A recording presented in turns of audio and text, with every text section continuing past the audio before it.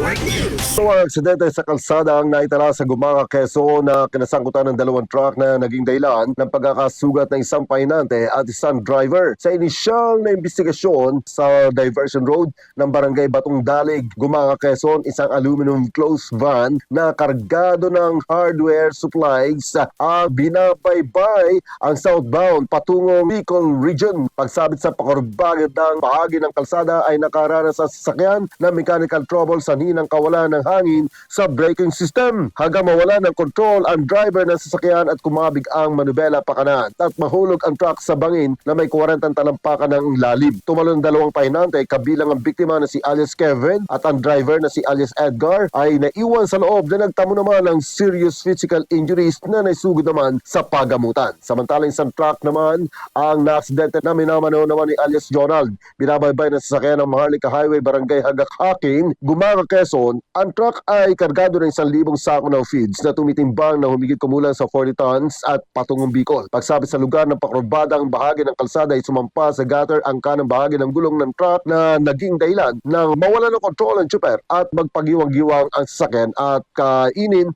ang northbound lane hanggang bumangga sa railings. Nagresulta ng pagkakatumba ng truck, wala namang nasaktan, pawang nagka-damage lamang ang karga nito. Kasama mo sa Haraman Calabarzon and 106.3 IFM Lucena, Idol Edgardo Masada, Tatak RMN. RMN Network News.